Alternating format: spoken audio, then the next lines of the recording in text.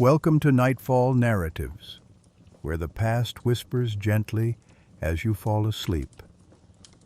Tonight, we journey back through winding corridors of stone, beyond iron gates, into the bedchambers of kings, not in battle, not at court, but at night, when even the most powerful must lay down their crown and sleep.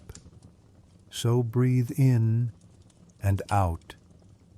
Let the weight of today melt away, and join me as we slip quietly into the world of medieval royal slumber. In medieval Europe, kings ruled realms that stretched across fields, forests, and mountains. But when night came, they returned to their chambers, their private sanctuaries. The royal bedchamber was often located high in a stone tower, quiet, cold, echoing. A massive four-poster bed dominated the room, draped in heavy curtains to keep in warmth. The bed itself was layered: straw mattress, feather topper, woolen blankets, and animal furs, silken sheets, sometimes, but warmth and weight were more important than luxury.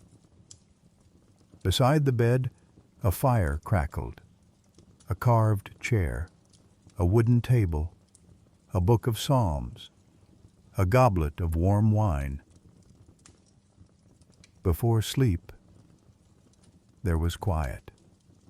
Each king had his own nighttime ritual.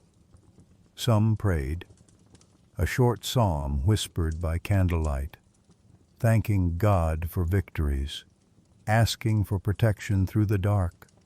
Some had servants, chamberlains, prepare the bed, fluff the furs, light the coals, and gently, without a word, bow and step away. Some kings drank warm mead or spiced wine, a comfort, a sleep aid. Others read by lamplight or listened to music. A single harp, a gentle chant, a lullaby carried by echoing stone. And then they lay down, cloaked in silence. Did kings sleep all night long? Not quite. In the Middle Ages, people often slept in two parts: first sleep and second sleep. Kings, too. After the first few hours, they might wake, not in distress, but naturally. They might pray again, meditate, tend to a letter, stroll quietly inside their chambers, and then, after a while, return to bed for a second sleep. Until dawn.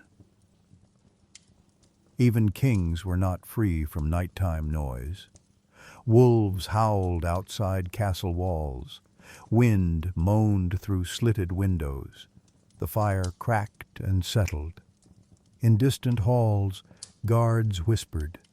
Boots echoed on cold floors. But inside the curtains of the royal bed, it was warm, still, safe. Some kings slept with a dog at their feet, some with a dagger beneath the pillow. Some, even in marriage vow, slept alone, for rest was sacred, and kings needed strength.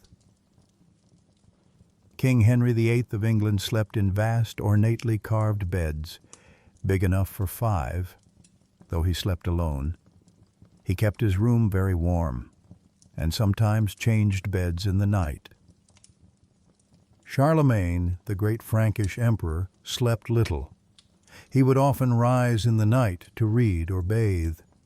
He slept with a small knife near his bed, always prepared. Louis XIV of France turned his bedtime into a ritual. The coucher ceremony. Nobles watched the Sun King go to bed. He slept on a raised platform, golden sheets, velvet pillows. But no matter their power, when their heads rested, they too slipped into dreams. And what did they dream of? Perhaps of battles long past, of victories and regrets, of gardens, childhood, peace. Some may have dreamed of God, others of ghosts. For medieval kings were not free of guilt or fear, but in those hours they were not kings. They were simply men, sleeping in the silence of stone and flame.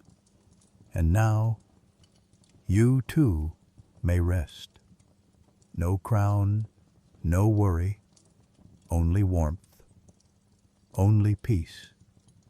Let the stone walls fade. Let the torches dim.